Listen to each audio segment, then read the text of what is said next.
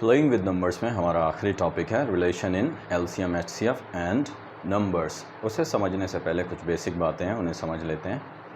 अगर मान लो हम कहें कि 5/5 की वैल्यू क्या होगी, तो हम जानते हैं इसकी वैल्यू होगी 1। इसी तरीके से 6/6 की वैल्यू क्या होगी, इसकी भी वैल्यू होगी 1।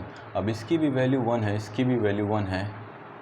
1 1 आपस में बराबर होते हैं, यानी ये नंबर्स भी क्या होंगे, आपस में बराबर होंगे। यानी हम लिख सकते हैं 5/5 इज़ इक्वल टू 6/6 लिख सकते हैं। उम्मीद है इतनी बात क्लियर होगी। आगे बढ़ते हैं। इसी तरीके से अगर L into H by L into H किया जाए, यहाँ पे हमने शॉर्ट में लिखा है LCM को और HCF को, तो अगर ये लिखा जाए तो ये किसे इंडिकेट करेगा, ये इंडिकेट करेगा 1 को। इसी तरीके से product of numbers by product of numbers, ये किसे इंडिकेट करेगा, ये इंडिकेट करेगा 1 को। अब हम देख सकते हैं कि इसकी वैल्यू भी है 1, इसकी भी वैल्यू 1 है, यानी ये दोनों वैल्यूज़ भी क्या हैं, फिर आपस में बराबर हैं। तो हम लिख सकते हैं this is equal to this. ठीक है। अब अगर ये नीचे वाले L इंटू एच को इक्वल के उस तरफ ले जाएं, तो हम जानते हैं कि ये इस नीचे वाले प्रोडक्ट ऑफ नंबर्स को डिवाइड करेगा। और अगर हम डिवाइड करें तो हमें कुछ कोशेंट देखने को मिलेगा, यानी अगर इससे हम इस नंबर को डिवाइड करें तो यहाँ पे हमें कुछ कोशेंट देखने को मिलेगा। वही बात यहाँ पे लिखी जा रही है कि अगर प्रोडक्ट ऑफ नंबर्स को डिवाइड किया जाएगा LCM इंटू HCF से, तो हमें कुछ कोशेंट देखने को मिलेगा।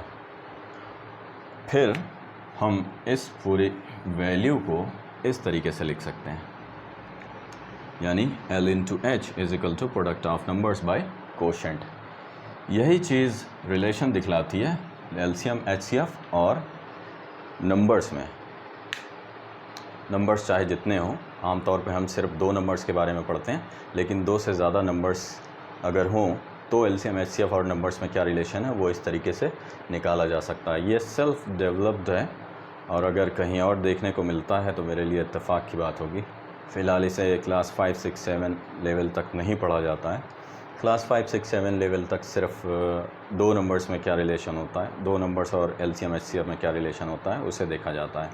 तो उसे देख लेते हैं। अगर मान लो ये ढेर सारे नंबर्स हैं, ढेर सारे नंबर्स ना होकर सिर्फ 2 नंबर अगर हैं तो क्या रिलेशन होगा।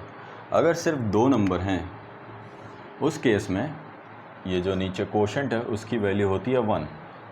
तो फिर हम इस पूरी बात को लिख सकते हैं LCM into HCF is equal to product of numbers by 1।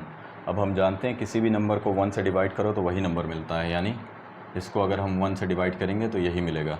तो फिर हमें ये रिलेशन देखने को मिलता है, यानी LCM into HCF is equal to N1 into N2। ये 2 नंबर्स और LCM, HCF में क्या रिलेशन होता है वो वाली बात है। तो एग्ज़ाम्पल के लिए इसे वेरीफाई करके देख लेते हैं। एग्ज़ाम्पल के लिए यहाँ पे नंबर ले लिया है N1 6, N2 is equal to 9। अब अगर इनका LCM निकाला जाए तो LCM आएगा 18, और इन नंबर्स का अगर HCF निकाला जाए तो HCF आएगा 3।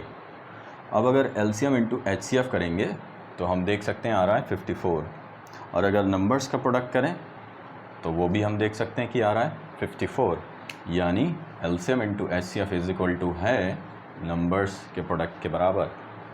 वही चीज़ वेरीफाई करके यहाँ लिखी जा रही है कि ये जो रिलेशन हमने निकाला है वो सही रिलेशन है।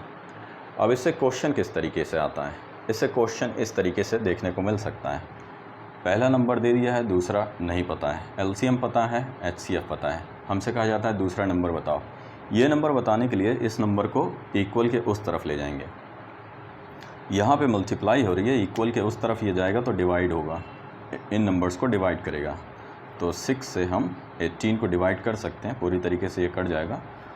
6 3 ज़ा 18, 3 इंटू 3 वही होगा N2 की वैल्यू। तो N2 कितना आ जाएगा 9। हम देख सकते हैं कि N2 कितना था 9। अब हो सकता है N1 गायब हो, N2 दे दिया हो, और LCM दे दिया हो, और HCF दे दिया हो। N1 अगर निकालना है तो इस नंबर को उस तरफ ले जाएंगे, उस तरफ ले जाएंगे तो इन नंबर्स को फिर ये डिवाइड करेगा। इस से ये 18 पूरी तरीके से डिवाइड हो जा रहा है, फिर 2 इंटू 3 वही n1 की वैल्यू होगी, यानी n1 की वैल्यू हो जाएगी 6। तो हम देख सकते हैं कि n1 की वैल्यू क्या थी, 6। और कभी कभी दोनों नंबर्स दे दिए जाते हैं, LCM दे दिया जाता है, HCF पूछा जाता है।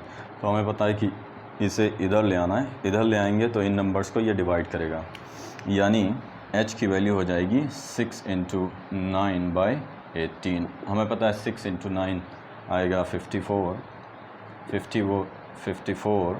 बाई 18 इज इक्वल टू आएगा 3, यानी HCF की वैल्यू कितनी आएगी, 3।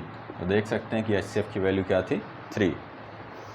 इसी तरीके से नंबर्स दे दिए हैं और HCF दे दिया है, LCM पूछ रहा है, तो HCF को इस तरफ ले आएंगे जो इन नंबर्स को डिवाइड करेगा। तो 3 से अगर हम 9 को डिवाइड करें, 3 टाइम डिवाइड हो जाएगा। उसके बाद LCM की वैल्यू कितनी हो जाएगी, 6 इंटू 3, यानी L इज इक्वल टू कितना आ जाएगा, 18। तो हम देख सकते हैं कि LCM की वैल्यू कितनी थी, 18। तो यहाँ पे यह टॉपिक कंप्लीट होता है, relation in LCM HCF and numbers. उम्मीद है कि यह टॉपिक क्लियर है, और अगर कहीं कोई परेशानी है तो पूछ सकते हो।